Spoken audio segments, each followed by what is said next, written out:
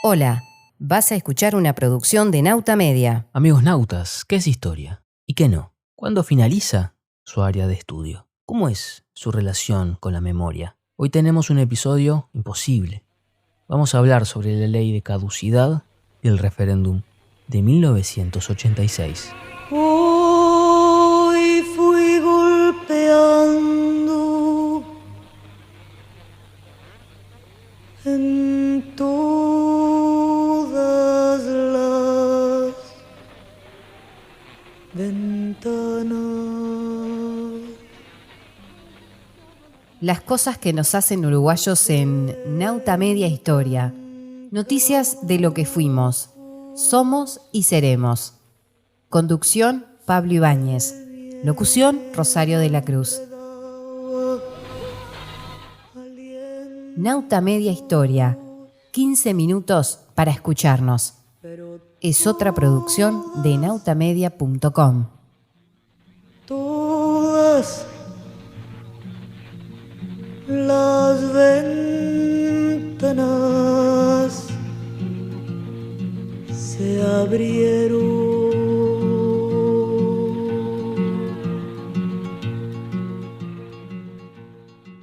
La ley de caducidad de la pretensión punitiva del Estado fue promulgada el 22 de diciembre de 1986, un día después de su aprobación parlamentaria.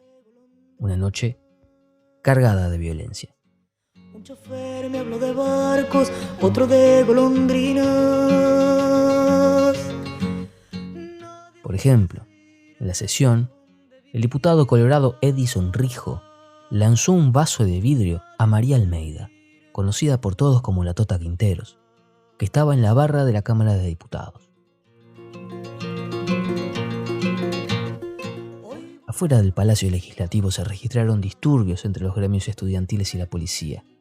36 años después, seguimos conversando sobre el tema. El presidente Luis Lacalle Pou se reunió ayer con la organización denominada Familiares de Presos Políticos, que agrupa a allegados de personas que fueron procesadas o condenadas por crímenes ocurridos durante la dictadura militar y que están presos en la cárcel de Domingo Arena. Es preferible que te sientes, así podremos descansar. La calle está tan peligrosa, a la hora que suele llegar es que a partir de mis insomnios vos me empezaste a visitar. Mencionamos el 22 de diciembre. El 23 se presentó la iniciativa para juntar las firmas. La encabezaron María Stergati, de la organización Madres y Familiares de Uruguayos Detenidos Desaparecidos, que buscaba a su hija Elena Zaffaroni, y Elisa de Lepiane y Matilde Rodríguez Larreta. Ambas son las viudas de Selmar Michelini y Héctor Gutiérrez Ruiz, Frente Amplista el primero y Blanco el segundo, dos diputados asesinados por un comando militar en Buenos Aires, en lo que después se confirmó fue parte de la Operación Cóndor, la coordinación de fuerzas militares contra civiles y militares de izquierda, sea esta armado o no, que utilizó métodos ilegítimos en sus acciones. Si no sabría a qué lugar. 3 semanas después adhirió a la iniciativa del Frente Amplio. Y se sumaron más. Desde los blancos del Movimiento Nacional de Rocha, el intendente de Cerro Largo de la época, blanco él, Rodolfo Novoa, el diputado colorado Víctor Vaillant y los tupamaros que en ese año 1987 aún no integraban el Frente Amplio. Andarás por algún lado dándole sentido al aire y a las cosas. Y se sumaron aún más movimientos sociales, como los estudiantes universitarios, los liciales, el sindicalismo uruguayo y la Federación Uruguaya de Cooperativas de Vivienda por Ayuda Mutua, que conocemos por su sigla FUCBAM. En 10 meses debían alcanzar la adhesión de 520.000 personas, es decir, el 25% del padrón electoral. Pero del 22 de febrero de 1987 al 17 de diciembre de ese año, alcanzaron el 27%, unas 634.000 firmas. Pero veamos en qué condiciones.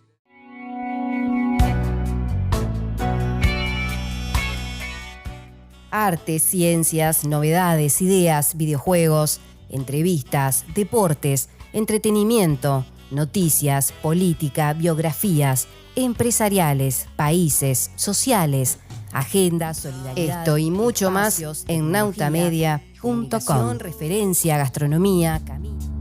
En un ómnibus van entre las nieblas de la noche. Para empezar, la comisión tuvo que formar a brigadistas que provenían de distintas formas de hacer política. Hacerlo además mediante la militancia puerta a puerta, porque los medios de comunicación no hablaban del tema. Y cuando lo hacían, no enfocaban en el problema, sino en asuntos laterales, como el cuidado de los muros, por ejemplo. Claro, la calle fue el principal espacio para instalar el tema. Las plazas, las veredas, los muros pintados, etc. Y el tema se enfocaba ahí. Tercero, los movimientos políticos, los más complicados. Por ejemplo, el presidente Julio María Sanguinetti utilizó el artículo 4 de la ley, el que podía utilizar el Poder Ejecutivo para dar cauce o no a las investigaciones, y organizó un esquema estatal para estudiar las pruebas. Entonces, dispuso a un coronel, el militar José Sambucetti, que concluyó que en Uruguay no habían desaparecidos. Sanguinetti dio por cumplidas las actuaciones y cerró el tema. ¿Amnistía para los militares? No, ni ellos la pidieron, ni nadie se las dará. Todos están convocados a la gran demostración, a la plaza, Vamos todos en masa, que hoy camina por la cuerda el famoso cuerdista equilibrista. Después, Sanguinetti impuso como ministro de Defensa al último presidente de la dictadura, el general retirado Hugo Medina. Recordemos que no quiso tomar la banda presidencial de manos de Medina en marzo de 1985 para mostrar un gesto de republicanismo. ¡Pare la música! 2 años después, lo impone como su secretario en temas militares. ¿Quién vino a golpear a tu puerta? A esto hay que sumarle el análisis de las firmas que realizó la Corte Electoral.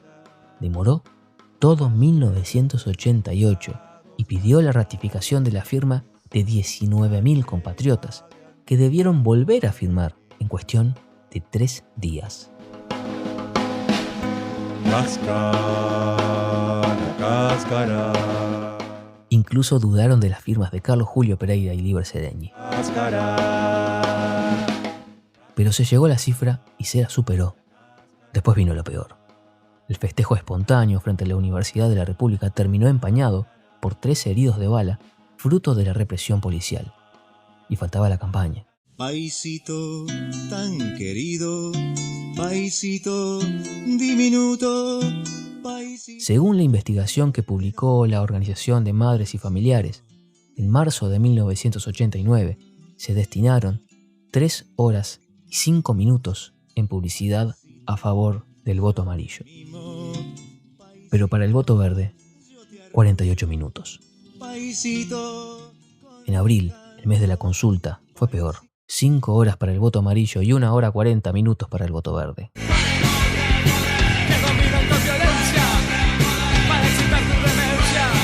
¿Qué decían entonces las 5 horas del voto amarillo? Así han sido pintadas las paredes durante los 2 últimos años. ¿Es esta la promesa de paz y de alegría que ahora se hace?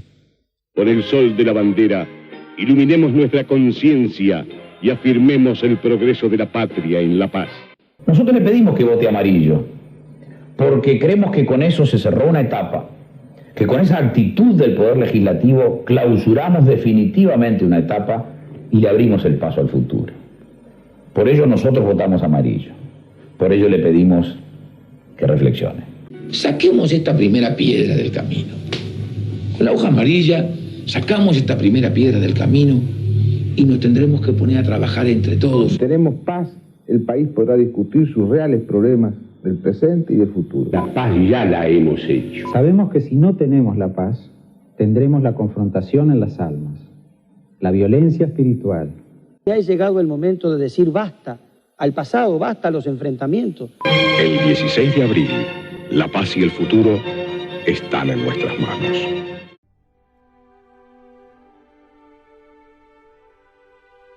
Arte, ciencias, novedades, ideas, videojuegos, entrevistas, deportes, entretenimiento, noticias, política, biografías, empresariales, países, sociales, agenda, solidaridad. Esto y mucho más en nautamedia.com. Referencia, gastronomía, camino. Por su parte, el Voto Verde utilizó una estrategia basada en la canción La Bamba.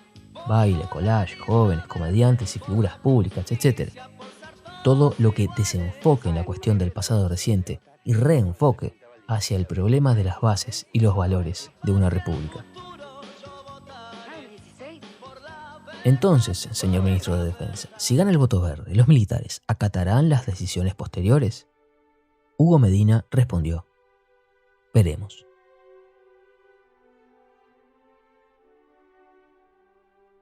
Hubo un episodio de censura que quedó huérfano.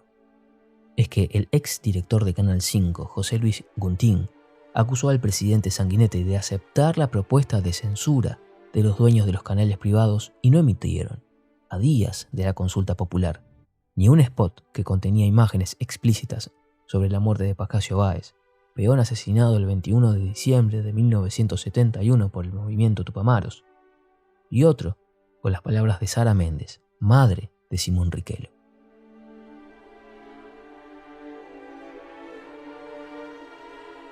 En la reunión estuvieron, además del presidente Sanguinetti, el secretario de la presidencia Miguel Ángel Semino, el prosecretario Walter Nessi y los directores de Canal 10, Jorge De Feo, y Canal 12, Horacio Scheck. Sanguinetti lo contó así en el canal del cable Nuevo Siglo en 2019.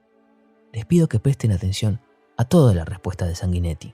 Los canales vienen a verme, honestamente, a ver cómo manejaban la cosa, qué tal, a contarme.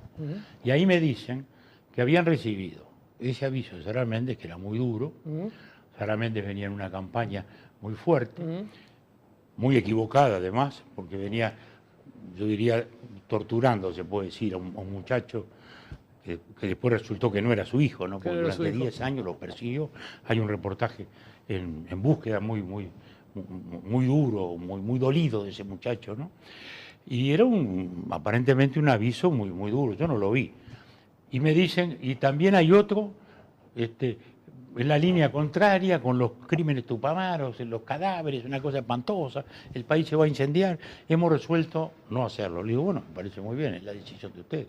Eso fue lo que pasó, estrictamente. Guntín cuenta que dice que usted decidió no... Bueno, no, él no dice de eso, o dice más o menos, pero en cualquier caso no es así. Dice, yo estaba impactado por lo que había presenciado. Un presidente constitucional había prohibido una publicidad de la oposición. Nada, no es así, no es así. Estaba la verdad, pobre Pepe murió, estaba muy mal en ese momento, muy resentido, muy enojado, pero no era verdad. No es la verdad es la que yo les digo.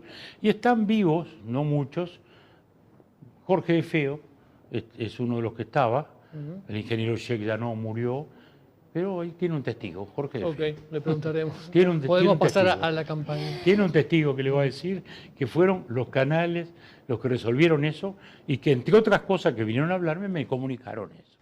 No conozco si algún periodista le preguntó a Jorge De Feo si la censura fue de Sanguinetti o decisión propia. Por lo pronto, Guntín, en su libro La vida te da sorpresas, subrayó que lo más fuerte del aviso era el silencio. Mi nombre es Sara Méndez. Cuando mi hijo Simón tenía apenas 20 días, fue arrancado de mis brazos. Hasta hoy no lo he podido encontrar. La ley de caducidad me impide investigar. Mi corazón me dice que Simón está con vida. Usted, este domingo, ¿me ayudará a encontrar a mi hijo?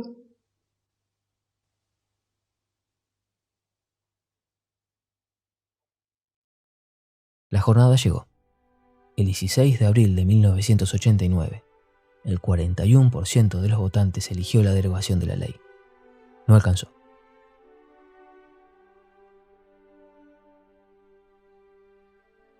Les voy a leer ahora parte del artículo que el enviado especial de El País de Madrid, José Comas, informó luego de ese domingo. el 57% de los uruguayos apoya al gobierno al optar por la ley de caducidad. Casi un 57% de los votantes se pronunció el domingo en el referéndum de Uruguay a favor de mantener vigente la ley de caducidad, que dejó sin persecución judicial y de hecho le amnistió los crímenes cometidos por militares y policías durante la dictadura. Un poco más del 43% de votantes se inclinaron por la papeleta verde para dejar sin efecto la ley de caducidad. El presidente uruguayo Julio María Sanguinetti declaró ayer en conferencia de prensa que, cuando se cerraron las urnas, se terminó la transición en Uruguay. El resultado del referéndum significa un triunfo del gobierno uruguayo y del gubernamental Partido Colorado, que se habían comprometido, con firmeza, en defensa de la popularmente llamada Ley de Impunidad. En cifras absolutas de todo el país, los votos por confirmar, amarillos, fueron 1.008.925 y los votos por dejar sin efecto, verdes, 770.221. Esto significa una diferencia de casi 240.000 votos a favor de los amarillos. Los que lucharon por el voto verde recibieron la derrota como una ducha fría. La lluvia que cayó sin cesar durante toda la jornada electoral del domingo dejó durante la noche desiertas las calles de Montevideo. Las caras de algunos jóvenes que pasaban, todavía con las insignias del voto verde en la solapa, reflejaban tristeza, y en la capital casi se palpaba la frustración. La casa que había sido centro de la Comisión Nacional Pro Referéndum estaba abarrotada de gente, pero no había ningún bullicio y a ratos casi se producían silencios. Pasada la 1 de la madrugada del lunes, 6 de la mañana de España, una de las presidentas de la Comisión Pro Referéndum, Matilde Rodríguez Larreta, leyó un texto en el que expresó el acatamiento a la voluntad popular. La comisión dice primero, si me dejan leer, que de acuerdo a los resultados del plebiscito, la ley de caducidad ha sido confirmada. Sin duda, debe acatarse su pronunciamiento, el pronunciamiento del cuerpo electoral. Como cierre, los documentos citados, que van a estar disponibles en las redes de Nautamedia, no se encuentran simplemente con una búsqueda de Google, Nautamedia Historia. Ponen el acento en el caudal de votos obtenidos en Montevideo, Canelones, Maldonado, y la enorme diferencia entre ambas opciones en el interior del país, pero a favor del voto amarillo. Por ahí, en ese marco, el escritor Eduardo Galeano dijo algo que es lo que da nombre a este episodio del podcast. Uruguay es un país gris, que tiene un país verde en la barriga. Gracias por acompañarnos. Si querés más contenidos, estamos en nautamedia.com. El país y todas sus instituciones no pueden ser insensibles a la circunstancia de que cerca de la mitad de la población discrepó radicalmente con la solución de la ley de caducidad.